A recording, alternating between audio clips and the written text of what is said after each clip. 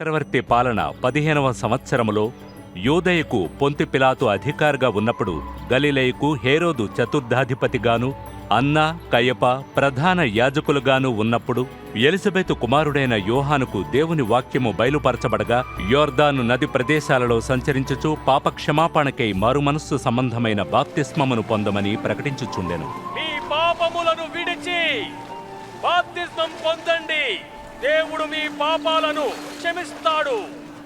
ప్రవచనము ద్వారా ప్రవక్త అయిన యెషయా ప్రవచనం పలికినట్లుగా అరణ్యములో ఒకడు కేకలు వేయుచున్నాడు, ప్రభువు కొరకు మార్గము సిద్ధం చేయుడి, ఆయన రాకకు త్రోవను సరళం చేయుడి. ప్రతి లోయ పూడ్చబడాలి, ప్రతి కొండ మెట్ట చదును చేయబడాలి, వంకర మార్గములన్నీయు సరిగా చేయబడాలి, గరకు మార్గములన్నీయు నున్నగా చేయబడాలి. అప్పుడు ప్రజలందరూ దేవుని రక్షణను చూస్తారు. మేమేం చేయాలో చెప్పండి. ఓ సర్ప సంతానమా, మమ్మల్ని ఏం చేయమంటారు? మేము నడవాల్సిన మార్గం మాతో చెప్పండి. మీలో ఎవరికైనా 2 అంగీలుంటే ఏమీయూ లేని వానికి తప్పకుండా ఇవ్వాలి. ఆహారమున్నవాడు తప్పక పంచుకోవాలి. బోధకుడా, మేము పన్ను వసూలు చేయువారము, మరి మేమేం చేయాలి?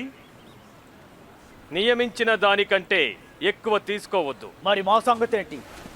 మేమేం చేయాలి? ఎవని వద్ద బలవంతముగా డబ్బులు తీసుకోవద్దు, ఎవని మీదను అపనింద మోపవద్దు.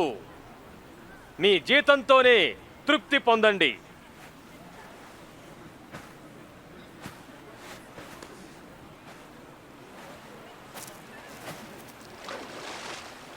ఇలా చూడు, నీవు క్రీస్తువా?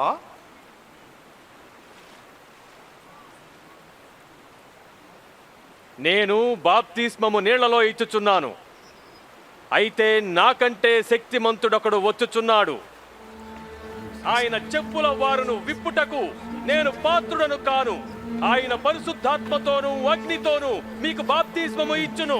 ఆయన చేట ఆయన చేతిలోనున్నది. ఆయన తన కళ్ళమును బాగుగా శుభ్రము చేసి గోధుమలను కొట్టులో పోసి ఆరని అగ్నితో పొట్టును కాల్చివేయును.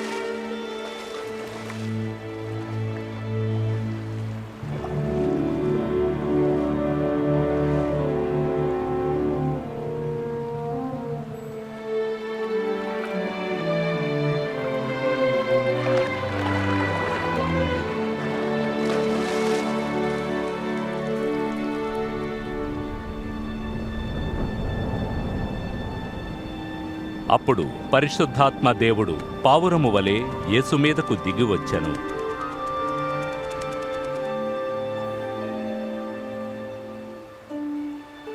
అప్పుడు ఒక శబ్దము ఆకాశము నుండి ఇలా పలికెను, నీవు నా ప్రియ కుమారుడవు, నీ యందు నేనానందించుచున్నాను.